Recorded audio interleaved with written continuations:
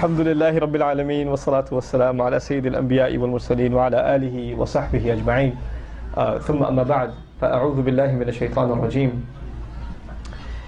ووصى بها إبراهيم بنيه ويعقوب يا بني إن الله اصطفى لكم الدين فلا تموتن إلا وأنتم مسلمون رب اشرح لي صدري ويسر لي أمري واحلل عقدة من لساني يفقه قولي فالحمد لله والصلاة والسلام على رسول الله وعلى آله وصحبه ومن والاه ثم أما بعد ইনশাআল্লাহ আজকে সংক্ষিপ্ত আলোচনার শুরুতে আমি প্রথমেই ধন্যবাদ জানাতে চাই আমাকে এখানে আমন্ত্রণ জানানোর জন্য। এখানে আসতে পেরে আমার বেশ ভালো লাগছে। আল্লাহ আজ্জা ওয়া জাল্লা এই কমিউনিটিকে বরকত দান করুন। এখানকার মসজিদটিতে সবসময় মানুষের উপস্থিতি বজায় থাকুক, বিশেষ করে ফজর এবং ঈশার সময়, এবং আল্লাহ যেন এই মসজিদটিতে তরুণদের উপস্থিতি দিয়ে ভরে রাখেন সকাল আর সন্ধ্যায়। আমিন ইয়া রব।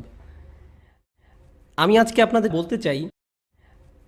আপনাদেরকে যা বলতে চাই তা হলো আমি কিছু আয়াত সম্পর্কে ব্যাখ্যা করতে চাই, যার উপর আমি আগেও দুরূস দিয়েছি, কিন্তু আজকে একটু ভিন্ন আঙ্গিকে তা আপনাদের কাছে উপস্থাপন করার চেষ্টা করব। এছাড়াও আমি আসলে শুরুতে কোরআনের প্রেক্ষাপটের বাইরে থেকে কথা বলবো, আর তা হলো আমাদের সন্তানদের প্রতি যে সচেতনতা কাজ করে, এটা আসলে আমাদের দিনের ভিত্তি। ব্যাপারটা কোনো নতুন কিছু না, যা আমরা মাত্র উপলব্ধি করতে শুরু করেছি। আমাদের ভবিষ্যৎ প্রজন্মের জন্য যে চিন্তা কাজ করে, এটা আমরা পেয়েছি আমাদের পিতা ইব্রাহিম আলাইহিস সালামের কাছ থেকে। আসলে তারও আগে আমরা যেই সচেতন বাবার কথা জানতে পেরেছি, তিনি ছিলেন নূহ আলাইহিস সালাম। নূহ আলাইহিস সালাম তার সন্তানদের ব্যাপারে বেশ উদ্বিগ্ন ছিলেন। তিনি আল্লাহ তাআলার কাছে সন্তানদের উদ্ধারের জন্য প্রার্থনা করেছিলেন। তো আমাদেরকে সন্তানদের দ্বীনি বিষয়ে আমাদের সচেতনতা এই ধর্মে বহু পুরাতন ভিত্তি, এই ধর্মের একটি মৌলিক অংশ। আর আল্লাহ আজ্জা ওয়া জাল্লা আমাদের একটা বিষয় শিখাতে চেয়েছেন। আমাদের বেশ কয়েকবার এমন নবীদের ব্যাপারে জানিয়েছেন যাদের নিজ সন্তানদের মধ্যে সমস্যা ছিল। অনেকবার ইব্রাহিম আলাইহিস সালামকে আল্লাহ অত্যন্ত নেককার দুজন সন্তান দিয়েছিলেন। তাকে দিয়েছিলেন ইসমাইল এবং ইসহাক। তিনি দুজন অপূর্ব সন্তান পেয়েছিলেন, কিন্তু নূহ আলাইহিস সালাম তেমন পাননি। ইয়াকুব আলাইহিস সালাম কয়েকজন অনুগত সন্তান, আবার কয়েকজন সমস্যাগ্রস্ত সন্তান পেয়েছিলেন, তবে বেশিরভাগই অবাধ্য ছিলেন, তাই না? তার মানে আমাদের নবীদের মধ্যে এমন কয়েকজন সন্তানদের ব্যাপারে সমস্যায় পড়তে হয়, তাহলে আপনি আমরা যতই চেষ্টা করি না কেন, আমরা সন্তানদের ব্যাপারে আমাদের সমস্যাকে এড়িয়ে যেতে পারবো না। এটা আল্লাহর কদরেরই অংশ। আল্লাহ আমাদের কয়েকজনকে অনুগত সন্তান দান করবেন, কিংবা আমাদের কিছু সন্তান হবে অনুগত, আবার কিছু সন্তান হবে আমাদের জন্য পরীক্ষা স্বরূপ। আর আমাদের সব ধরনের সন্তানকে বড় করে তুলতে হবে। এটা আমাদের দিনেরই একটা অংশ, আমাদের জীবনের অংশ। দুটি বাচ্চা কখনোই একই রকম হবে না। কেবল একটা সূত্র প্রয়োগ করে আপনার সব বাচ্চাকে বড় করতে পারবেন না। উদাহরণস্বরূপ ইয়াকুব আলাইহিস সালামের কথাই ধরুন। আমরা এটা বিশ্বাস করি না যে তিনি ইউসুফ আলাইহিস সালামকে বেশি স্নেহ করেছিলেন এবং অন্যদের প্রতি কম যত্ন নিয়েছিলেন, তাই তারা অমন আচরণ করেছিলেন। তিনি একজন নবী ছিলেন। অবশ্যই একজন নবীর অন্যতম প্রধান কাজ হলো ন্যায়নিষ্ঠভাবে জীবনযাপন করা। আর আপনি যদি আপনার এক সন্তানের প্রতি স্নেহশীল হন আর অন্যদের প্রতি তা না করেন, তাহলে তাতে সুবিচার হলো না। আমরা ইয়াকুব আলাইহিস সালামের কাছে এমনটা আশা করি না। অর্থাৎ বাবা হিসাবে যতটুকু করা সম্ভব ছিল তিনি করেছিলেন। আলহামদুলিল্লাহ, শেষে তারা তওবাও করেছিলেন, আর এটা তার প্রতি আল্লাহর উপহার ছিল। কিন্তু যেমনটা আমি বলেছিলাম, নূহ আলাইহিস সালামের ক্ষেত্রে তার ছেলেরা শেষ পর্যন্ত তওবা করেনি। আবার তারা নবী ছিলেন দেখে আপনি হয়তো ভাবতে পারেন যে কারো খুব ভালো চাকরি থাকলে তাতে বাড়তি সুযোগ সুবিধা থাকে। যেমন আপনার কেউ খুব ভালো চাকরি করেন, তাই আপনার পুরো পরিবারের জন্য আপনি হেলথ ইন্স্যুরেন্স পাচ্ছেন, তাই না? একজন নবীর চাকরি তো বেশ ভালো পদের, তিনি আল্লাহর কর্মচারী। এখানে তো তিনি কিছু সুযোগ সুবিধা পেতেই পারেন। আমি অন্তত আমার পরিবারের ব্যাপারে নিশ্চিন্ত থাকতে পারি। কোনো নবীকেই তার পরিবারের নিশ্চয়তা দেওয়া হয়নি, না তার স্ত্রী, না তার সন্তান। এমনকি আমাদের নবী মুহাম্মদ রাসূলুল্লাহ সাল্লাল্লাহু আলাইহি সাল্লামের ক্ষেত্রেও একটা অভাবনীয় হাদিস আপনারা দেখবেন যে তিনি যখন তার সন্তানদের সঙ্গে কথা বলছেন, ফাতিমাতুজ জাহরা রাদিয়াল্লাহু তাআলার সঙ্গে, তিনি বলছেন, ফাতিমা, মুহাম্মাদের কন্যা, আল্লাহর ব্যাপারে সতর্ক হও, আল্লাহর ব্যাপারে সাবধান থাকো, কারণ আল্লাহর সামনে আমি তোমাকে কোনো সাহায্য করতে পারবো না। তিনি এই কথা বলছেন নিজের মেয়েকে সাল্লাল্লাহু আলাইহি সাল্লাম। অন্য কথায় তিনি আমাদেরকে খুবই গুরুত্বপূর্ণ কিছু শিখাতে চাইছেন। কেবল আমরা মুসলিম হয়েছি বলে, আমাদের সাধ্যমতো চেষ্টা করেছি বলে আমরা এমন সন্দেহ পোষণ করতে পারি না যে আমাদের নবীজি সাল্লাল্লাহু আলাইহি সাল্লাম তার সর্বোচ্চ চেষ্টার চেয়ে কোনো অংশ কম করেছেন। তিনি ভবিষ্যতে সকল বাবাদের জন্য আদর্শ, বিশেষ করে কন্যা সন্তানদের। আমরা যারা এখানে বসে আছি এবং আমাদের মধ্যে যাদের মেয়ে আছে, আমরা তো অনুগ্রহপ্রাপ্ত। আমরা রাসূল সাল্লাল্লাহু আলাইহি সাল্লামের সুন্নাহকে বজায় রাখতে পেরেছি, কারণ তিনিও ছিলেন কন্যা সন্তানের বাবা। তার ছেলেও হয়েছিল, কিন্তু তারা খুব অল্প বয়সী মারা গিয়েছিল। আল্লাহ তাকে একাধিক মেয়ে সন্তান উপহার দিয়েছিলেন এবং তাদের লালন পালন করার দায়িত্ব উপভোগ করতে দিয়েছিলেন। এটা এমন একটা দায়িত্ব যার জন্য আমাদের সম্মানিত বোধ করা উচিত। এ কারণে আমাদের মেয়ে সন্তান হওয়ার ব্যাপারে আমাদের চিন্তা ধারণা বদলে গিয়েছে ইসলামের পূর্বে, উদাহরণস্বরূপ ইন্ডিয়ার কথা চিন্তা করুন, যেখানে মেয়ে সন্তান হওয়ার যে কালচার ইসলামের পূর্বে, এমনকি আরব দেশেও যখন আপনার মেয়ে সন্তান হতো আপনি আপনার চেহারা বিকৃত করতেন। এখন আমি সমাজকে কি করে মুখ দেখাবো? এই যুগে এসেও মুসলিম সমাজে আমাদের কারো কারো পরিবারেই আপনি আপনার স্ত্রীকে নিয়ে হাসপাতালে আছেন, সে প্রায় মারাই যাচ্ছিল সন্তান জন্ম দিতে গিয়ে, কিন্তু সন্তান জন্মের সঙ্গে সঙ্গে আপনার মা আপনাকে টেক্সট করলেন। ভালো খবর তো? এ কথার মানে কি? তিনি আসলে জিজ্ঞেস করছেন ছেলে হয়েছে কিনা। এরপর আপনি কোনো উত্তর না দিলে তিনি আপনাকে সান্ত্বনা দিলেন, অসুবিধা নেই, এর পরের বার হবে ইনশাআল্লাহ। যেন মেয়ে হওয়ার ব্যাপারটা খুবই দুঃখজনক। সুবহানাল্লাহ, কত নিচে নেমে গিয়েছি আমরা। আল্লাহ আসলে সেসব মানুষের ব্যাপারে কোরআনে অভিযোগ করেছেন যারা তাদের কন্যা সন্তানকে মর্যাদা দেয় না। যখন মেয়ে জন্ম নেয় তার মুখ কালো হয়ে যায়, যেন কালো মেঘ তার মুখকে ঢেকে রেখেছে, আর সে হতাশায় ডুবে ভাবছে আমার এইমাত্র একটা মেয়ে হয়েছে। তার মুখ কালো হয়ে যায়। সুবহানাল্লাহ। তো আমাদের সন্তানদের ব্যাপারে দুশ্চিন্তা করা নিয়ে কথা বলার আগে আমাদের প্রথমে ভাবা উচিত বাবা মা হিসাবে আমরা কতটা যোগ্য। এই বিষয়টা প্রথমে খেয়ালে আনতে হবে। আর এটা আসলে বেশ বড় একটি সমস্যা। তবে এটা আমার সূচনা নয়। আমি যা বলে শুরু করতে চাচ্ছিলাম, যে আমি আগে বলেছিলাম যে সন্তানদের প্রতি সচেতনতা আমাদের দিনেরই ভিত্তি, এই দিনের একটা মৌলিক অংশ। আর এটা এমন একটা বিষয় যাতে আমরা প্রজন্ম থেকে প্রজন্ম আমরা যথেষ্ট সফল, আলহামদুলিল্লাহ। এই দিনের একটা মৌলিক অংশ। সন্তান বড় করার কাজে আমরা বেশ ভালো, যুগ যুগ ধরে, আলহামদুলিল্লাহ। অবশ্যই পৃথিবী অনেক বদলে গিয়েছে নবী সাল্লাল্লাহু আলাইহি সাল্লামের যুগের পরে, কিন্তু সন্তান লালন পালনে মুসলিমদের সফলতা অন্য যে কারো চেয়ে ভালো ছিল, আলহামদুলিল্লাহ, বর্তমান সময়ের আগ পর্যন্ত। আজকের দুনিয়া এতটা আকস্মিকভাবে বদলে যাচ্ছে যে এটা শুধু সরকার কিভাবে পরিচালিত হবে তাতে প্রভাব রাখছে না, এটা আমাদের অর্থনীতিতে প্রভাব রাখছে। কিভাবে এক দেশ অন্য দেশের সাথে সম্পর্ক বজায় রাখছে, কিভাবে ইন্ডাস্ট্রি গড়ে উঠছে, শুধু তাতেই প্রভাব বিস্তার করছে না, বরং এটা আমাদের পরিবারগুলোকেও প্রভাবিত করছে। শুধু মুসলিম পরিবার নয়, সকল পরিবার। বর্তমান বিশ্ব নাটকীয়ভাবে পরিবর্তিত হয়ে যাচ্ছে। আমাদের পরিবারের এখন যেমন অবস্থা দেখতে পাচ্ছি, এর আগে কখনো এমনটা ছিল না।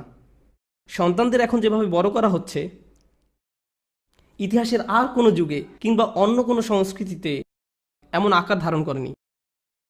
শুধু মুসলিম সংস্কৃতির ক্ষেত্রে নয়, সবার ক্ষেত্রেই।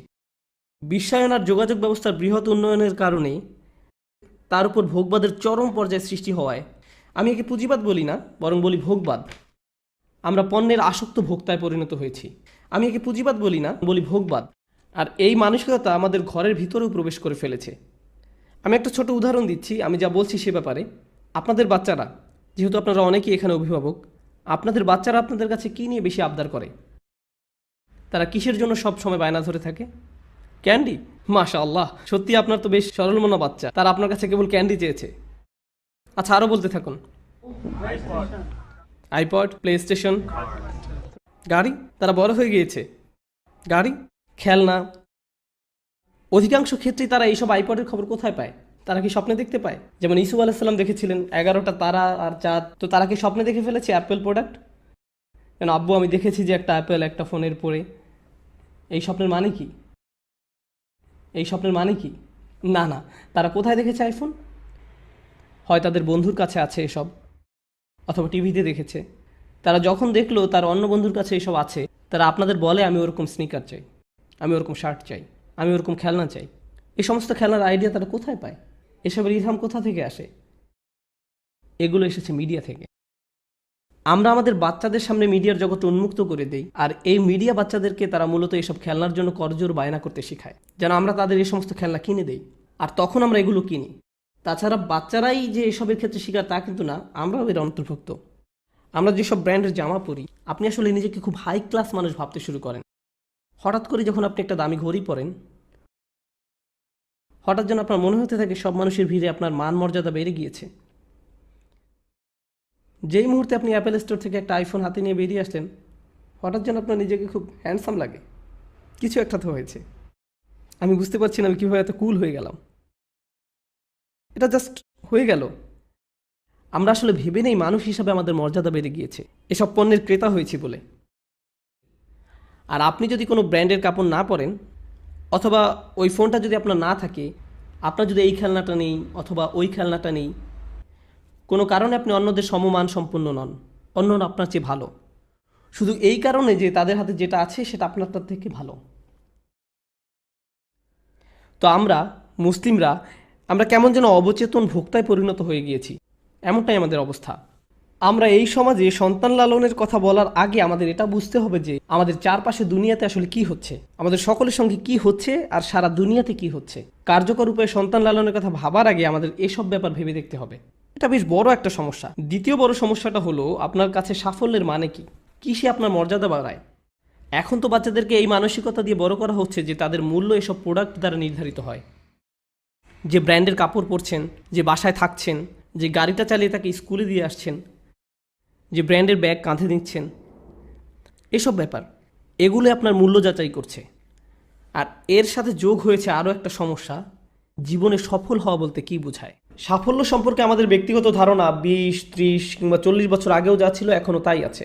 মুসলিম বিশ্বের অধিকাংশের জন্যই ব্যাপারটা সত্য যে আমাদের মধ্যে কারো কারো হয়তো শিক্ষার ভালো সুযোগ ছিল না, কিংবা আপনাদের বাবা মায়ের সেই সুযোগ হয়নি, তো তারা তাদের সব ধরনের প্রচেষ্টা লাগিয়ে দেয় তাদের বাচ্চাকে শিক্ষিত করে তুলতে। আর আপনি আপনার জীবন থেকে এই শিক্ষা পেয়েছেন, তাই আপনি বলেন আমার বাচ্চার জন্য আমি সর্বোচ্চ শিক্ষা অর্জনের ব্যবস্থা করব। যদিও এই ইচ্ছা পূরণ করতে গিয়ে আপনাকে তাকে প্রাইভেট স্কুলে পাঠাতে হয়, বাড়ি ভাড়া নিতে হয়, অ্যাপার্টমেন্ট ভাড়া নিতে হয়, অস্বস্তিকর পরিবেশে থাকতে হয়, তারপরেও তাদের সুশিক্ষার স্বার্থে আপনি তা করতে রাজি আছেন। যদি আমার অস্বাভাবিক লোন নিতে হয় তাকে আইভি লিগ বা মেড স্কুলে পাঠাতে, কিংবা তাকে কোনো লিড প্রোগ্রামের অন্তর্ভুক্ত করতে, আমরা তা করতে রাজি আছি। কেন? কারণ আপনাদের কাছে সাফল্যের সবচেয়ে গুরুত্বপূর্ণ ধাপ কি? আপনাদের বাচ্চার সুশিক্ষা। আর এখানে যারা আপনাদের সন্তান তাদেরকে এটা বারবার বলা হয়েছে তোমাকে শিক্ষা নিতেই হবে, তুমি একজন ব্যর্থ মানুষে পরিণত হবে যদি তুমি শিক্ষা না পাও, তোমাকে কলেজ পাস করতে হবে, এটা পাস করতে হবে, ওটা পাস করতে হবে। আর আপনি যদি ইন্দো ভারতীয় অঞ্চলের হয়ে থাকেন তবে অবশ্যই আপনি একজন ব্যর্থ মানুষ যদি আপনি ফিজিশিয়ান হতে না পারেন। এ দুনিয়ায় আপনার থেকে আর আশা করার কিছু নেই। এখন আপনার জন্য কেবল একটাই দরজা খোলা আছে, আর সেটা হলো আখিরাত। আপনি সার্জন হতে পারেননি দেখে আপনার বাবা মা আপনার প্রতি অসন্তুষ্ট। আর ডেন্টিস্ট তো একেবারেই হবেন না। ডেন্টিস্ট হওয়া তো অপমানজনক, সেটা নিয়ে চিন্তা করে সময় নষ্ট করার দরকার নেই। এই আমাদের অবস্থা। তবে খেয়াল করুন, ফিজিশিয়ান হওয়া আমাদের একটা নির্দিষ্ট গোষ্ঠীর কাছে কেন এত গুরুত্বপূর্ণ আপনি জানেন কেন? কারণ এতে সবচেয়ে বেশি টাকা আসে। এজন্য না যে আপনি কারো জীবন বাঁচাতে পারছেন কিংবা মানবতার সাহায্য করছেন। এ ধারণার সাথে ফিজিশিয়ান হওয়ার কোনো সম্পর্ক নেই। যদি ডাক্তার আর বাস ড্রাইভারদের বেতন সমান হতো তবে দেশি কমিউনিটি বাচ্চাকে ডাক্তার বানানোর জন্য এত লাফালাফি করতো না। আমাদের মাঝে কোনো উৎসাহ নেই নিজের সন্তানকে পৃথিবীর উদ্ধারকর্তা হিসেবে দেখার। না, নেই। বাবা মা খুব খুশি হয়ে যায় যখন দেখে ছেলে ডাক্তার হয়ে ফিরেছে, কিন্তু ছেলে বলছে আমি 3 বছরের জন্য চলে যাব, আমি বন্যা কবলিত এলাকায় যাব, 3 বছরের জন্য কাজ করব, এরপর আমি সোমালিয়া যাব, তারপর পাকিস্তান যাব, তারপর বাংলাদেশ যাব, তারপর মালয়েশিয়াতে। আমি শুধু সেবাদান করব, বেতন নিব না, কোনো লাভের জন্য কাজ করব না। তখন সেই বাবা মা বলবে, ইয়া আল্লাহ, আমরা আমাদের সব টাকা পয়সা ঢেলে দিয়েছি তোমাকে ডাক্তার বানাবার জন্য, আর এখন তুমি এইসব করবে? তোমার তো সেই রকমের রক্তচোষা মেশিনের অংশ হওয়া উচিত ছিল, ইন্স্যুরেন্স বা ফার্মাসিউটিক্যাল কোম্পানিগুলোর অংশীদার। আমরা তো তোমাকে তাই বানাতে চেয়েছিলাম। তুমি কেন মানুষের জীবন বাঁচাবে? তোমার সমস্যা কি? এই হলো আমাদের অবস্থা। এদিকে আমরা ভাবি আমাদের ছেলে মেয়েদের মাঝে ঝামেলা আছে। আমাদের উচিত আয়নায় নিজেদের দেখা। আমরা আসলে কাদের তৈরি করছি? কোনো একটা ব্যাপার একদম গোড়া থেকে পরিবর্তন হয়ে গিয়েছে। আমাদের কাছে সাফল্য হলো টাকা পয়সা। শিক্ষা সম্পর্কে আমাদের ধারণা হলো এমন একটা ক্যারিয়ার যাতে অনেক টাকা আসে। সবকিছুর মূলই অর্থ সম্পদ। আপনি যদি সফল হন এর মানে যে আপনার কাছে অনেক টাকা পয়সা আছে। আপনি যদি সফল হন তার মানে এই যে আপনি শিক্ষা অর্জন করেছেন। শিক্ষা অর্জন করেছেন কোন ফিল্ডে? যেখানে আপনার একটা ভালো ক্যারিয়ার হবে, যার মানে যেখানে আপনি অনেক টাকা পয়সা পাবেন। এটাই এখন সাফল্য। সবশেষ কথা একই। এই ধারণা কিন্তু আগেকার যুগে ছিল না। আগেকার যুগের ধারণা ভিন্ন ছিল। আগে সকলের ধারণা ছিল আপনি শিক্ষিত হয়েছেন এর মানে হচ্ছে আপনি নিজেকে বুঝেন, আপনার চারপাশের জগৎটাকে বুঝেন, আর আপনি পৃথিবীকে আরও সুন্দর বাসযোগ্য করে তোলার জন্য কাজ করছেন। আর এর জন্য কখনো আপনাকে ইতিহাস পড়তে হবে, কখনো সামাজিক বিজ্ঞান পড়তে হবে, কখনো পলিটিক্যাল সায়েন্স পড়তে হবে, কখনো আপনার মিডিয়া নিয়ে পড়াশোনা করতে হবে, কখনো সাংবাদিকতা নিয়ে পড়াশোনা করতে হবে। সমাজে অবদান রাখতে হলে বিভিন্ন ফিল্ডে পড়াশোনা করতে হবে। কেবল একটা ক্ষেত্র নিয়েই পড়ে থাকলে চলবে না। আর তাছাড়া সবচেয়ে সফল কমিউনিটি যেদিক থেকে বিচার করুন না কেন, আমেরিকার সবচেয়ে সফল কমিউনিটি হলো তারাই যারা নিজেদের ছেলে মেয়েদেরকে কেবল একটা ক্ষেত্রে সীমাবদ্ধ করে রাখেনি। আমার এক বন্ধু বলেছিল যদি স্টিফেন স্পলবার্গ পাকিস্তানি ঘরে জন্ম নিতেন তিনি একজন ডাক্তার হতেন। কেন? কারণ আপনি জানেন সেখানকার অবস্থা। তুমি ফিল্ম স্কুলে পড়তে চাও, এসবের মানে কি? তুমি কি মেডিসিন শাস্ত্রে ফেল করেছো? আপনি আপনার বাবা মায়ের ব্লাড প্রেশার বাড়িয়ে দিবেন। এখন চলুন সন্তান বড় করা সম্পর্কে অল্প কিছু কথা বলি। সবচেয়ে আগে আমাদের মানসিকতা বদলাতে হবে। তারা যদি আমাদের মাঝে সফলতার সঠিক সংজ্ঞা খুঁজে না পায়, তারা যদি আমাদের ব্যক্তিত্বের প্রতিফলন দেখতে না পায়, তবে আমরাও এটা আশা করতে পারি না যে তারা সফলতার সঠিক মানে নিজ থেকে বুঝে নিয়েছে। তাদের কাছে এই দিক নির্দেশনা আমাদের পক্ষ থেকেই আসতে হবে। আমরা যা নিয়ে সবসময় কথা বলি, আমাদের কাছে যে বিষয়গুলো সবসময় গুরুত্বপূর্ণ, যখন স্বামী স্ত্রী পরস্পরের সঙ্গে কথা বলেন তখন বাচ্চা তা শুনতে থাকে, তাই না? সবসময় তাদের কান সবসময় খোলা থাকে। এখন আপনারা যদি বিল সংক্রান্ত কথা বলেন, বাড়ি ভাড়া নিয়ে কথা বলেন, কিংবা আপনারা সবসময় মুভি নিয়ে কথা বলেন, কিংবা অন্য পরিবার সম্পর্কে কেবল বাজে কথা বলেন, তারা কি করে না করে এসব আলোচনা করেন, সন্তানরা ভেবে নিবে যে বড়রা এমনই। আমার বাবা মা এসব করে, ভেবে নিবে যে বড়রা এমনই। এগুলোই তাদের জীবনে গুরুত্বপূর্ণ হয়ে দাঁড়াবে।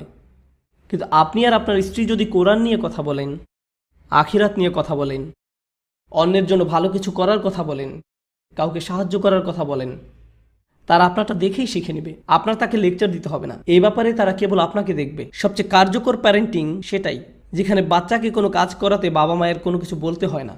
তারা দেখতে দেখতে শিখে ফেলে, কারণ তারা এসবই সবসময় দেখছে। আপনাদের মধ্যে অনেকেই ভাবেন যে আমি যদি নোমান ভাইয়ের লেকচারগুলো নিয়ে এসে বাচ্চাদেরকে বসিয়ে শোনাতে পারতাম, ইনশাআল্লাহ এরপর তারা ভালো হয়ে যেত। শুধু কয়েকটা ইউটিউব ভিডিও আর সমস্যা সমাধান হয়ে যাবে, এতে আসলে কোনো উপকার হবে না। আর আপনি হয়তো এতদিনে সেটা বুঝে ফেলেছেন। আর আপনিই হচ্ছেন আপনার সন্তানদের প্রকৃত কাউন্সিলর। আমি আমার সন্তানের প্রকৃত কাউন্সিলর। আমাদের তাদের সবচেয়ে ভালো বন্ধু হতে হবে। আর এরপরের কথা হচ্ছে বিশ্বের পরিবর্তন। আপনি জানেন পুরনো যুগে বাবা মায়ের সাথে সন্তানদের একটা প্রাকৃতিক সম্পর্ক বিরাজ করত, কিন্তু নতুন যুগে আব্বু দিনের বেশিরভাগ সময় অফিসে কাজ করেন, বাসায় আসেন ক্লান্ত হয়ে। আর যে সময় তিনি ক্লান্ত হয়ে বাসায় আসেন তখন অধিকাংশ বাচ্চাই ঘুমিয়ে পড়েছে। আর যখন তিনি অফিসে যান বাচ্চারা তখনও ঘুমিয়েই থাকে। আর তেমন যদি নাও ঘটে, তিনি হয়তো যাওয়ার আগে বাচ্চাদের 5 মিনিটের জন্য দেখতে পান, যখন তারা ব্রেকফাস্ট করছে। তিনিও চলে যান, তারাও চলে যায়। তার মানে 7 দিনের মাঝে 5 দিনই বাবা আর বাচ্চার মাঝে কোনো কথোপকথন হয় না। তাও যদি হয় সেটা তুমি হোমওয়ার্ক শেষ করেছো, আচ্ছা যাও আমার জন্য পানি নিয়ে আসো, এতটুকুই। এর মাঝেই সীমাবদ্ধ। তারপরে আসে ছুটির দিন।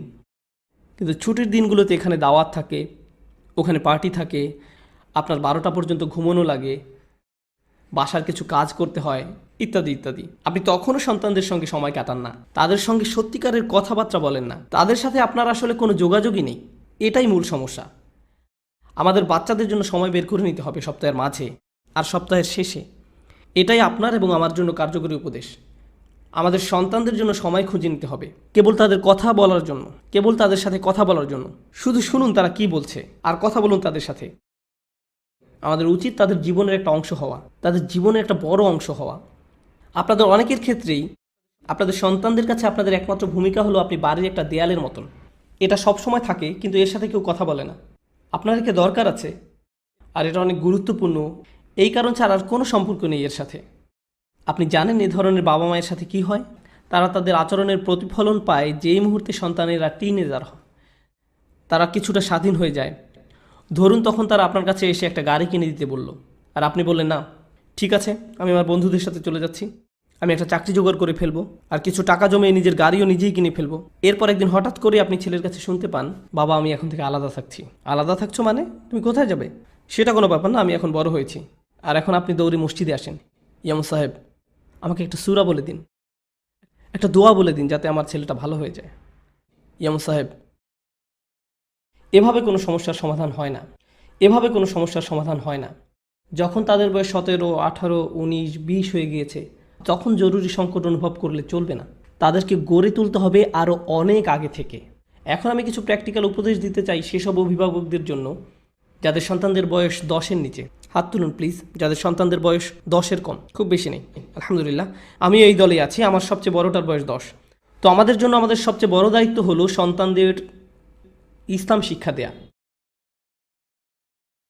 আমাদের পক্ষ থেকে তাদের ইসলাম শিক্ষা দেয়া।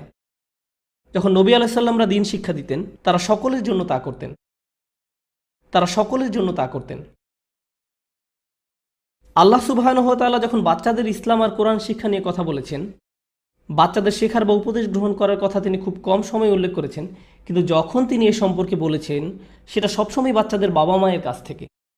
কথাটা আবার খেয়াল করুন, আল্লাহ যখনই কোরআনে বাচ্চাদের সঠিক পথ প্রাপ্ত হওয়ার কথা বলেছেন সেটা সবসময়ই বাবা মায়ের পক্ষ থেকে হয়েছে, আর অভিভাবকদের মধ্যে থেকে তা সবসময়ই বাবার তরফ থেকে। কারণ মা তো সর্বক্ষণই বাচ্চার পাশেই থাকেন। একজন মাকে কোনো অতিরিক্ত কষ্ট পোহাতে হয় না বাচ্চার পাশেই থাকার জন্য, কিংবা বাচ্চার সবসময় খেয়াল রাখতে, কিংবা তাকে উপদেশ দিতে। একজন মাকে কখনো মা হওয়ার ব্যাপারে ট্রেনিং নিতে হয় না। এটা প্রকৃতিগতভাবেই হয়ে থাকে। আল্লাহ তাদের মাঝে এই অনুভূতিই দিয়ে রেখেছেন। অন্যদিকে বাবাদের অবস্থা শোচনীয়।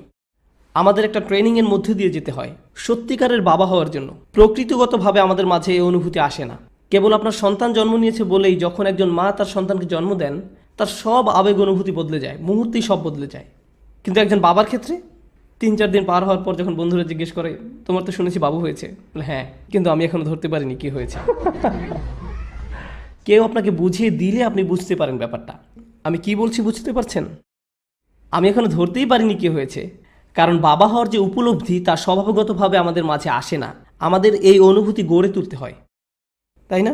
এই জন্য আল্লাহ হযরত লুকমানের কথা বলছেন, তিনি কিভাবে সঠিক সুযোগটা বেছে নিচ্ছেন বাচ্চার সাথে কথা বলার জন্য। আমরা দেখেছি ইয়াকুব আলাইহিস সালাম তার সন্তানদের সাথে কথা বলছেন। আমরা ইব্রাহিম আলাইহিস সালামকে পেয়েছি, তিনি তার সন্তানদের ঠিক একই উপদেশ দিয়েছেন যা ইয়াকুব আলাইহিস সালাম বলেছেন। খুব চমৎকার বিষয়টা, কারণ এ থেকে বোঝা যায় একজন বাবা তার সন্তানদের প্রতি দায়িত্ব পালন করছেন। তাকে শুধু এটা শিখিয়ে নয় যে নিজেকে কিভাবে গড়ে তুলতে হবে, বরং তাকে কিভাবে একজন বাবা হতে হবে সেটাও শিখিয়েছেন। আমরাই আমাদের সন্তানদেরকে শিখাবো কিভাবে একদিন ভালো বাবা হতে হবে। কারণ ইব্রাহিম আলাইহিস সালাম শিখিয়েছিলেন ইসহাক আলাইহিস সালামকে, ইসহাক আলাইহিস সালাম শিখিয়েছিলেন ইয়াকুব আলাইহিস সালামকে। এক্ষেত্রে কোরআন কি বলছে? ইব্রাহিম এবং ইয়াকুব অর্থাৎ একজন দাদা আর তার নাতি একদম একই কথা বলছেন। তারা কি কথাটা একই সময় বলেছেন? না, দুজনেই সম্পূর্ণ আলাদা দুই প্রজন্মের। এই কথা বলছেন ইব্রাহিম আলাইহিস সালাম। ইব্রাহিম আলাইহিস সালাম বলেছিলেন ইসমাইল এবং ইসহাক আলাইহিস সালামকে। ইয়াকুব আলাইহিস সালাম বলেছিলেন তার 11 জন সন্তানকে। কিন্তু তারা অবিকল একই কথা বলেছেন, হে আমার সন্তানগণ, নিশ্চয়ই আল্লাহ তোমাদের জন্য এই ধর্মকে মনোনীত করেছেন, কাজেই তোমরা মুসলমান না হয়ে কখনো মৃত্যুবরণ করো না। কি অদ্ভুত সুন্দর! আল্লাহ বলছেন দাদা আর নাতি একই উপদেশ দিচ্ছেন। কেন? কারণ একই তারবিয়াহ বংশানুক্রমে চলে এসেছে। এই তারবিয়াহ কিভাবে একজন ভালো সন্তান হতে হবে শুধু সে বিষয় নয়, বরং এক সময় কিভাবে একজন ভালো বাবা হতে হবে তা নিয়ে। এটা সেই তারবিয়ার বৈশিষ্ট্য। অন্য কথায়, আমরা আমাদের সন্তানদেরকে তারবিয়া দিয়ে যাব যখন তারা পরিণত বয়স্ক হয়ে যাবে। আমরা তাদের সন্তানদের লালন পালন ব্যাপারে উপদেশ দিব। আর আমরা যদি আমাদের দায়িত্ব সঠিকভাবে পালন করতে পারি, আমরা যদি পেছনে ফিরে তাকাই, দেখব আমাদের অনেকের বাবা মা আমাদের প্রতি দুর্ব্যবহার করেছেন। অনেকের বাবা মা এমন ছিলেন, তারা তাদের বাচ্চাকে গালিগালাজ করতেন, তিরস্কার করতেন, অপমান করতেন। তাই যখন তাদের সন্তানের বাচ্চা হয় তারা বলে, আমি আমার বাবার চেয়ে ভালো বাবা হব, আমার বাবার মতো আমি হব না, আমি আমার বাচ্চাকে খুব ভালোবাসবো, আমি তার জন্য এই করব সেই করব। কিন্তু আমরা শেষে ঠিক আমাদের বাবার মতনই হয়ে যাই। সত্যিটা শুনতে আমরা পছন্দ করি বা না করি, কোনো না কোনোভাবে ঠিক তাই ঘটে। তো আমরা এখনও শিখছি প্রজন্মের পর প্রজন্মের প্রভাব। যদি আমরা আমাদের কাজ ঠিকমতো করতে পারি, তবে এটা ছাড়াও এখানে একটা গুরুত্বপূর্ণ প্রশ্ন আছে, ইব্রাহিম আলাইহিস সালাম আর ইয়াকুব আলাইহিস সালামের সন্তানেরা কি সমগুণ সম্পন্ন ছিলেন? ইব্রাহিম আলাইহিস সালামের সন্তান কে ছিলেন? ইসমাইল আর ইসহাক। আর ইয়াকুব আলাইহিস সালামের সন্তান কে ছিলেন? ইসুফ আলাইহিস সালাম, বিনিয়ামিন আর বাকি ভাইরা। তারা কি সমান গুণ সম্পন্ন ছিলেন? না, কিন্তু উপদেশ তো একই রয়ে গিয়েছে, তাই না? ঠিক একই পরামর্শ। আল্লাহ এখানে শিখাচ্ছেন যে আপনার বাচ্চারা সহজ হোক কিংবা জটিল হোক, আপনাকে আপনার কর্তব্য করে যেতে হবে। অভিভাবকত্বের কিছু অংশ কখনোই পরিবর্তন হয় না, তবে কিছু ক্ষেত্রে পরিবর্তন হয়। কিন্তু এ বিষয়ে অভিভাবকত্বের কোনো রূপান্তর ঘটবে না। আপনার সন্তানকে আপনার দ্বীনের শিক্ষা দিতেই হবে, এটা আপনার তরফ থেকেই ঘটবে। এই কাজটা কারি সাহেব করে দিবেন না, ইমাম বা খতিব সাহেব করে দিবেন না, আপনাকেই করতে হবে। তো এখন আমি আসল কথায় ফিরে আসি। আমি আপনাদের সাথে কিছু বাস্তবসম্মত তাৎক্ষণিক উপায় শেয়ার করতে চাই যা আমি সহ আমাদের সকলের কাজে লাগতে পারে। এটা আমার ব্যক্তিগত ধারণা যে ইসলামী শিক্ষা ব্যবস্থায় একটা বিপ্লব ঘটা দরকার। আমি এই কথা দ্বারা কী বোঝাতে চাচ্ছি, এখন ইসলামিক স্টাডিজ হচ্ছে আলিমদের জন্য। একজন আলিম পড়াশোনা করবেন ফিকহ, হাদিস, তাফসির, আকিদা এসব নিয়ে। তারা এসব কিছু নিয়ে পড়াশোনা করে একজন আলিম হবেন, আর তারা এই বিষয়সমূহ নিয়ে অনেক উচ্চ লেভেলের পড়াশোনা করবেন। কিন্তু ঠিক তাদের নিচেই আরেকটি লেভেল আছে, যেটা আমাদের আসলে তৈরি করে নিতে হবে। এটা তেমন একটা দেখা যায় না এখনও। আমাদের সৃষ্টি করতে হবে ইসলামী শিক্ষার এমন একটা লেভেল যেখানে আমরা কেবল আমাদের দৈনিক জীবনযাপনের জন্য ইসলাম শিখব। আমি এখানে ফিকহ শিক্ষার কথা বলছি না, আমি বলছি বাবাদের প্রতি উপদেশের কথা, স্ত্রীদের প্রতি উপদেশের কথা। এরকম একটা কারিকুলাম, কিভাবে একজন ভালো মুসলিম স্ত্রী হতে হয়, কিভাবে একজন ভালো মুসলিম স্বামী হতে হয়, কিভাবে একজন ভালো মুসলিম বাবা হতে হয়, কিভাবে একজন ভালো মুসলিম ছেলে হতে হয়, ভালো মেয়ে হতে হয়, আল্লাহ কি কি উপদেশ দিয়েছেন এই ব্যাপারে আমাদের একজন ভালো মানুষে পরিণত করার উদ্দেশ্যে। এটাই হলো শিক্ষা। সত্যিকারের শিক্ষা মানে এই না যে আপনি C++ জানেন, আপনার মাইক্রোসফটের উপর একটা সার্টিফিকেশন আছে, আপনার সিস্কোয়ের উপর সার্টিফিকেশন আছে, আর এর সাথে আপনার অ্যাকাউন্টিংয়ের উপর একটা ডিগ্রি আছে, আপনি MBA করেছেন। এত কিছুর মানে হলো আপনি জানেন কিভাবে টাকা পয়সা বানাতে হয়। এর দ্বারা কেবল এটাই বোঝা যায় যে আপনি অর্থ উপার্জনের পথ জানেন। এই শিক্ষা আপনাকে একজন ভালো মানুষে পরিণত করে না। আমি এমন অনেক ফিজিশিয়ানদেরকে চিনি যারা মানুষ হিসাবে জঘন্য। আমি এমন অনেক প্রোগ্রামারদেরকে চিনি যারা মানুষ হিসাবে অত্যন্ত ভয়াবহ। তারা একেবারে জাহিল, তারা একজন ভালো বাবা হওয়ার ব্যাপারে অনভিজ্ঞ। তাদের এত শিক্ষা কি কাজে আসলো? এসব কেবল বুদ্ধিমত্তার শ্রম। আপনার ফ্যাক্টরিতে আপনি কেবল একজন দক্ষ শ্রমিক। এটা যদিও একটা ভার্চুয়াল ফ্যাক্টরি, কিন্তু আপনি একজন শ্রমিক ছাড়া আর কিছুই না। আমাদেরকে ইসলামী শিক্ষা ব্যবস্থায় এক বৈপ্লবিক পরিবর্তন আনতে হবে, যে শিক্ষা ব্যবস্থার মূল লক্ষ্য সবাইকে আরও ভালো মানুষে পরিণত করা, আদব শিখানো। কিছু বিশেষ দিকে আমাদের সাহায্য প্রয়োজন, যা আগে কখনো প্রয়োজন হয়নি। আমি আপনাদের বলেছিলাম যে আমাদের ঘরের ভিতর যা হচ্ছে সেটাও বর্তমানে টার্গেট করা হচ্ছে। বেশিরভাগ মুসলিম বাবা এখন জানেনই না ভালো বাবা হওয়ার মানে কি।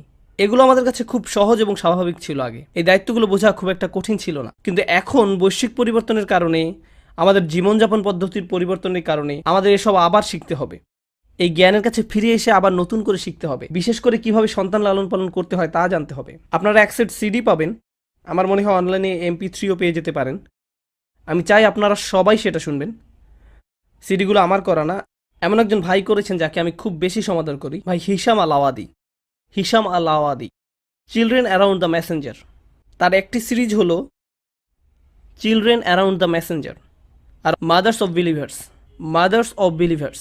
এই দুইটি সিরিজ আমি চাই এখানে সবাই, বিশেষ করে বাবারা, তাদের সম্পূর্ণ পরিবার নিয়ে শুনবেন। চিলড্রেন অ্যারাউন্ড দ্য মেসেঞ্জার, বাবারা তাদের সম্পূর্ণ পরিবার নিয়ে শুনবেন। এটা খুবই গুরুত্বপূর্ণ। এটা আমাকে গভীরভাবে উপকৃত করেছে, আর এটা সাধারণ অভিভাবকদেরও অত্যন্ত উপকারে আসবে। এগুলো আমাদের খুব স্বল্প রিসোর্স হলেও অত্যন্ত মূল্যবান। আমাদের এই সুবিধাগুলো কাজে লাগাতে হবে, আর ইনশাআল্লাহ আমাদের পুরো পরিবারের উচিত এই লেকচারগুলো শোনা। আপনারা আইপ্যাডে রাখতে পারেন, কিংবা গাড়িতে বসেই সবাই একসাথে শুনতে পারেন। আপনার বেশ কাজে আসবে। আপনার সন্তানকে সঙ্গে নিয়েই কোরআন তেলাওয়াত করুন। একজন কারি ডেকে তাকে দিয়ে তেলাওয়াত করাবেন না, কাজটা নিজেই করুন। আপনার সন্তানকে সঙ্গে নিয়েই করুন। মাওলানা সাহেব আসুন, কোরআন পড়ান, পড়িয়ে বাসায় চলে যান। আর আপনি, আপনার সময় নেই এসবের জন্য? আপনার যদি কোরআনের জন্য হাতে সময় না থাকে, তাহলে আপনার বাচ্চাকে কেন কোরআনের জন্য সময় বের করে নিতে হবে? আপনার সন্তানের সঙ্গে বসুন আর 20 মিনিট ধৈর্য ধরুন। শয়তান আসবে, সে আপনাকে বারবার হাই তুলতে বাধ্য করবে। আপনার তখন পিপাসা হবে, ঘুম আসবে, আপনার হঠাৎ মনে পড়ে যাবে যে আপনার একটা মিটিংয়ের কথা। এত সব কিছু এই 20 মিনিটের মধ্যেই হবে। কেন? কারণ আপনি এই 20 মিনিট কোরআনের জন্য দিতে চাইছেন, আর শয়তান সেটা ঘৃণা করে, সে সহ্য করতে পারে না। কিন্তু এই 20 মিনিট ধৈর্য রাখুন, নিজেকে সমর্পণ করুন আপনার বাচ্চার জন্য, পুরো পরিবারকে সঙ্গে নিন। দিনের একটা সময় আমরা সবাই একসাথে বসবো, আর আমরা সবাই কোরআন পড়ব, কোরআনের ব্যাখ্যা শুনবো, না হয় অন্তত অনুবাদ শুনবো সকলে একসঙ্গে। যদি 1 ঘন্টার জন্য তা সম্ভব না হয়, তবে অন্তত 10 মিনিটের জন্য তা করুন, তাতেও হবে। কেবল শুনুন, কোরআনের অল্প কিছু অংশ 10 মিনিটের জন্য, তেলাওয়াত ছাড়া আর এটুকু করুন। তেলাওয়াতের জন্য আমি কতটুকু সময় রাখতে বলেছি? 20 মিনিট। আর অনুবাদের জন্য বা তাফসির অথবা ব্যাখ্যা শোনার জন্য কতক্ষণ? 10 মিনিট। তো প্রতিদিন মোট কতক্ষণ? এই 30 মিনিট আপনি আর আপনার গোটা পরিবার আল্লাহর উদ্দেশ্যে কিছু করলেন। আমি পরামর্শ দিব মাগরিব আর ইশার মধ্যবর্তী সময়টা বেছে নিতে। ঠিক আছে, আপনি হয়তো বলবেন আমার বাচ্চাদের পরীক্ষা চলছে, এখন মে মাস, সেমিস্টার শেষ হোক আগে। আচ্ছা ঠিক আছে, আমি এটা মেনে নিলাম, কিন্তু গ্রীষ্মের ছুটিতে আপনারা এই কাজটা করবেন, প্রতিদিন মাত্র 30 মিনিট। এমনটা বলবেন না আমি আমার বাচ্চাকে কোন প্রোগ্রামে ভর্তি করব। আপনি আপনার বাচ্চার প্রোগ্রাম, অন্য সব প্রোগ্রাম পরের ব্যাপার। আমাদের এভাবে বোঝাপড়া করে নিতে হবে। ইসলাম অটো পাইলটের মতন ধরলে চলবে না। আর আমি এটা বলেই আমার কথা শেষ করতে চাই। আমি কি বোঝাতে চাইছি? আমরা আসলে একটা মুসলিম সমাজে বড় হয়েছি। আমাদের মধ্যে অধিকাংশরই, আমার নিজেরও, আমাদের বাবা মায়ের কখনো আমাদের ঈমান সম্পর্কে দুশ্চিন্তা করতে হয়নি। তারা এমন দুশ্চিন্তাগ্রস্ত ছিলেন না যে আমার ছেলে কি খ্রিস্টান হয়ে যাবে, নাকি সে নাস্তিক হয়ে যাবে, কিংবা ইহুদি হয়ে যাবে। এসব নিয়ে তাদের মাথা ব্যথা ছিল না। তারা ভাবতেন না আমার ছেলে জুমার নামাজ না পড়ে অন্য কোথাও ঘুরতে গেল কিনা। তারা এসবের ব্যাপারে চিন্তাগ্রস্ত ছিলেন না। তাদের মনে এমন কোনো আশঙ্কা আসতো না। তাদের ভাবতে হতো না যে তাদের ছেলে কোনো গ্যাংয়ে যোগ দিল কিনা, কিংবা ড্রাগ নিল কিনা, কিংবা বাড়ি ছেড়ে পালিয়ে যাবে কিনা। তো ইসলাম শিখানোর ব্যাপারে তাদের খুব একটা ভাবতে হয়নি, কারণ গোটা সমাজ আপনাকে কোনো না কোনো ভাবে তা শিখিয়ে দিচ্ছিল। স্কুল থেকে সে শিক্ষা পেয়েছেন, সব জায়গায় আপনি আজানের ধ্বনি শুনতে পেতেন। সমাজ আপনাকে ইসলামের সান্নিধ্যে নিয়ে এসেছিল। এখানে কি সেই সমাজ আছে? না। তাহলে এখানে আপনি আপনার বাচ্চাকে সেভাবে বড় করতে পারবেন না যেভাবে আপনার বাবা মায়েরা করেছিলেন। আপনি ধারণা করে নেন যে সবকিছু ঠিকঠাক মতো হয়ে যাবে, সব ঠিক হয়ে যাবে, আমরা তো ভালোভাবেই সব পার করেছি। ভাই, আপনি তা পেরেছেন কারণ আপনি সম্পূর্ণ ভিন্ন একটা দুনিয়ায় বসবাস করতেন, আর এখন অন্য এক দুনিয়া। এখানে কোনো নিশ্চয়তা নেই যে আপনার বাচ্চারা ইসলামকে ধরে রাখবে, কোনো গ্যারান্টি নেই, একেবারেই নেই। এই পরিবেশটা শুধু গাড়ির কালো ধোঁয়ায় দূষিত হয়েছে তা নয়, এখানে যেই দূষণ ঘটছে তা হলো কুফর। এই পরিবেশটা মানুষ এখন সন্দেহবাতিক হয়ে গিয়েছে। আমি আপনাদের বলে শেষ করতে পারবো না কত টিনেজার আমার কাছে এসেছে যারা ইসলামের ব্যাপারে সন্দিহান। তারা শুধু সন্দিহান তা নয়, তারা প্রতিনিয়ত অসংখ্য বাজে মন্তব্য শুনে থাকে দিন সম্পর্কে। তার উপর আমরা টেক্সাসে থাকি, আমরা অনেক খারাপ কথা শুনি। আজকে সকালেই 2 মরমন খ্রিস্টান ছেলে জুমার আগে আমার বাসায় এসেছিল। দরজায় নক করলো, খুলে দেখলাম 2টা বাচ্চা ছেলে, টিনেজ ছেলেরা দাওয়াত দিচ্ছে। আমি তখন ভাবছিলাম, ইস, আমাদের মাঝেও যদি এমন ছেলেরা থাকতো। আপনি কোনো টিনেজ ছেলেকে দেখেছেন যে সকালে উঠে তৈরি হয়ে নেয়, সুন্দর জামা কাপড় পরে, ইউনিফর্মের মতো বাইক নিয়ে বেরিয়ে পড়ে, এখন বাইরে 92 ডিগ্রি, এর মধ্যে তারা ঘরে ঘরে যেয়ে বলে আমরা আপনাকে সৃষ্টিকর্তার বাণী সম্পর্কে বলতে চাই? আপনি জানেন এটা করার জন্য কতটা সাহস দরকার? আমি তাদের ধর্মবিশ্বাস ভেঙে দেওয়ার আগে প্রথমে যেটা করতাম তা হলো বলতাম তোমরা যা করছো সেটা সত্যি প্রশংসার দাবি রাখ। বিস্ময়কর, তাদের কাছে এখনো সত্য আসেনি, তারপরে তারা এতটাই নিজেদের উৎসর্গ করেছে যে তারা তাদের বাচ্চাদের মাঝে এই ধর্মবিশ্বাস গেঁথে দিয়েছে। কারণ মরমন কমিউনিটি এই সিদ্ধান্ত নিয়েছিল যে তাদের সন্তানেরা তাদের অগ্রাধিকার পাবে। আমরা সবকিছু ভুলে যাব, আমাদের ধর্ম প্রচার করব না, অন্যদের তা শিখাতে যাব না, আমরা কেবল চিন্তা করব আমাদের সন্তান নিয়ে। আমরা সর্বোচ্চ চেষ্টা করব যাতে তারা এই ধর্ম উপলব্ধি করতে পারে। এ ধারণার জন্যই তাদের টিনের ছেলেরা আজ তাদের ধর্মকে ধরে রেখেছে। আর আমি বসে বসে তাদের সাথে কথা বলছিলাম। তারা বিশ্বাস করে তাদের বই হচ্ছে সৃষ্টিকর্তার বাণী, আর এটা অলৌকিক। আমি ভাবছিলাম, ওয়াও, এটা কোনো অলৌকিক বাণী নয়, কিন্তু আমি তোমাদের আত্মনিবেদনের প্রশংসা করি, আমি সত্যি এর তারিফ করি। আমি বলছি না চলুন সবাই আমরা মরমন হয়ে যাই কিংবা ওদের মতো হয়ে যাই। আমি শুধু বলছি, ভাই, আপনি যদি কোথাও ভালো কিছু দেখেন আপনার সেটা তারিফ করা উচিত। আর তাদের এমন কিছু ভালো গুণ রয়েছে যেগুলোর প্রশংসা করা উচিত। আমাদের অন্যান্য কমিউনিটি থেকে শেখার আছে। আর আমি বলছি, খুব দ্রুতই পৃথিবীর দৃষ্টিকোণ বদলে যাচ্ছে। যারা সৃষ্টিকর্তায় বিশ্বাস করে তারা থাকবে একদিকে, আর যারা সৃষ্টিকর্তায় বিশ্বাস করে না তারা থাকবে অন্যদিকে। এখন আমাদের নিজেদের মধ্যেই মতনৈক্য রয়েছে, বিভিন্ন মাঝহাবের মধ্যে, মুসলিম আর খ্রিস্টানদের মধ্যে, হিন্দুদের মধ্যে, ইত্যাদি ইত্যাদি ইত্যাদি। কিন্তু খুব শীঘ্রই গোটা পৃথিবী 2 লাইনে বিভক্ত হয়ে যাবে। আমি কোনো সৃষ্টিকর্তায় বা কোনো ধর্মে বিশ্বাস করি না, এবং আমি একজন সৃষ্টিকর্তায় বিশ্বাস করি। এই পরিবর্তনই আগামীতে হতে যাচ্ছে। যুক্তরাষ্ট্রের প্রত্যেকটা কোণে কোণে এই পোলারাইজেশন ঘটছে, আর এটা দাবানলের মতো ছড়িয়ে পড়ছে। খবরদার এক মুহূর্তের জন্য ভাববেন না এই পরিবর্তন মুসলিম সমাজকে প্রভাবিত করবে না। করবে, অবশ্যই করবে। অভিভাবক হিসাবে আমাদের কোরআন শিখতে হবে, আমাদের সন্তানদের জন্য নয়, নিজেদের জন্য। আমাদের কোরআন পড়তে হবে, আর এতটাই ভালোবাসতে হবে কোরআনকে যে আপনার বাচ্চারা বড় হতে হতে জানবে, আমার বাবা, কেউ যদি তাদের জিজ্ঞেস করে তোমার বাবা কি করতে ভালোবাসতেন, তারা বলবে আমার বাবা কোরআন পড়তে ভালোবাসতেন। তিনি সবসময় কোরআনের কথা বলতেন। আমি কোরআন সম্পর্কে যেসব জেনেছি তার অধিকাংশই আমার বাবার কাছ থেকে জেনেছি। তিনি সবসময় কোরআনের ব্যাখ্যা শুনতেন, সবসময় আমাকে আরও বেশি তিলাওয়াত করতে বলতেন। তিনি এটা সবসময় মুখস্থ করতেন, তিনি এর তেলাওয়াত শুনতে ভালোবাসতেন। আমাদের নিজেদেরকে কোরআনের জাতি হিসাবে গড়ে তুলতে হবে। কেন? কারণ নবী সাল্লাল্লাহু আলাইহি সাল্লামকে সন্দেহগ্রস্ত মানুষেরা ঘিরে রেখেছিলেন, ঠিক যেমনটা আমাদেরকেও সন্দেহগ্রস্ত মানুষেরা ঘিরে রেখেছে। এবং সেই সময় একমাত্র জিনিস যেটা আপনাদের বিশ্বাস অটুট রাখবে সেটা কি? কোরআন, আল্লাহর বাণী। এটা তাদের দৃঢ় পদ রেখেছিল। আমাদের আবার সে জাতিতে পরিণত হতে হবে। আমরা এবং আমাদের সন্তানেরা, আমরাই হব কোরআনের নতুন প্রজন্ম। আমাদের জীবনের কেন্দ্রবিন্দুতে কোরআন থাকতে হবে। দিনে 30 মিনিট করে পড়া শুরু করুন, কেবল 30 মিনিট। কিন্তু এখানে যারা অভিভাবক, আমি জানতে চাই না আপনার বয়স 45, 55, 65 নাকি 75, যাই হোক না কেন, কোরআন মুখস্থ করুন। মুখস্থ করা শুরু করে দিন। আল্লাহ কোরআনের উপর কোনো বয়স সীমা রাখেননি। আল্লাহ সেটা করেননি, আপনি করেছেন। আপনি আল্লাহকে দেখান যে আপনি তার বইকে ভালোবাসেন, আর তখনই আল্লাহ আপনার জীবনে বরকত ঢেলে দিবেন, যা আপনি কখনো আশা করেননি।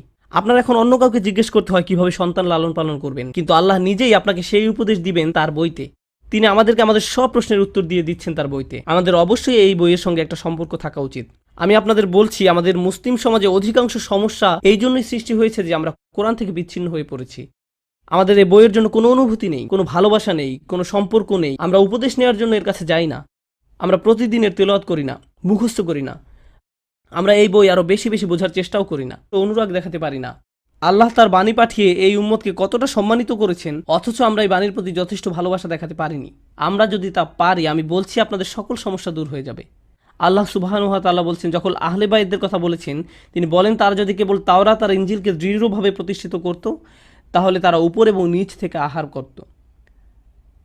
তাদের দুনিয়া তাদের জন্য জান্নাত হয়ে যেত, কেবল যদি তারা তাওরাত আর ইনজিল প্রতিষ্ঠিত করত। তাহলে আল্লাহ এখানে আমাদের কি বলেছেন? আমরা প্রতিষ্ঠিত করব কোন বইটি? কোরআন। তা করলে আমরা উপর এবং নিচ থেকে আহার করব। আল্লাহ এই দুনিয়াকে জান্নাতে পরিণত করে দিবেন। শুধু তার কিতাবের দিকে ফিরে আসুন। এটাই অভিভাবকদের প্রতি আসল উপদেশ। আমরা আমাদের সন্তানদের কাছে যে স্মৃতি রেখে যেতে চাই, আমার বাবা ভিডিও গেমস ভালোবাসতেন, মুভি দেখতে ভালোবাসতেন, কিন্তু সব কিছুর চেয়ে তিনি বেশি কোরআন ভালোবাসতেন। তিনি বাস্কেটবল খেলতেও খুব পছন্দ করতেন, কিন্তু তার চাইতেও কোরআন বেশি ভালোবাসতেন। কোরআন ছিল তার সত্যিকারের ভালোবাসা। আর তিনি এটা নিশ্চিত করেছেন আমরাও কোরআনকে সেভাবে ভালোবাসি। তিনি কোরআন থেকে গল্প বলে শোনাতেন, আমাদের এখান থেকে উপদেশ দিতেন। আপনারা আপনার বাচ্চাদেরকে কোরআন থেকে আকর্ষণীয় গল্প বলে শোনান। আর আপনি পারবেন না তাদেরকে সেসব গল্প বলতে যদি আপনি নিজেই না এর প্রতি কোনো আকর্ষণ অনুভব করেন। আপনি যদি সেসব গল্পে নিজেই মুগ্ধ না হন, তবে আপনি আপনার বাচ্চাদের চমৎকৃত করতে পারবেন না। কিন্তু ভাই, তাদের শৈশবকাল আপনি, অন্য কেউ নয়, আপনাকেই কোরআন থেকে তাদের গল্প বলে শোনাতে হবে। আপনাকে এই কাজটা করতে হবে। আমি সেদিন আমার এক মেয়েকে ইসু আলাইহিস সালামের গল্প শোনাচ্ছিলাম, আর আমি গল্পটা শেষ করিনি। সেই 4 দিন ধরে বারবার জিজ্ঞেস করছে, আব্বু এরপর কি হলো? আচ্ছা, এরপর তাকে জেলে পাঠানো হলো। তারপর কি হয়েছে এখন বলবো না, পরে বলবো। আজকে হোটেলে যাওয়ার পথে তাকে বলবো ইনশাআল্লাহ জেলে পাঠানোর পর কি হলো।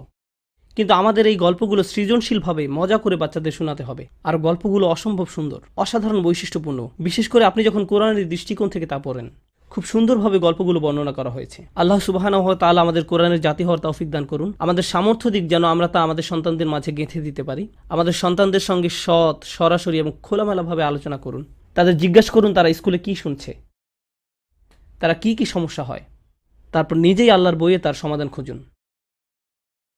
তুমি জানো তোমার বন্ধু যে তোমাকে কথাটা বলল, তুমি যে বাজে জিনিসটা দেখলে, আল্লাহ এই সম্পর্কে কি বলছেন? চলো তোমাকে দেখাই।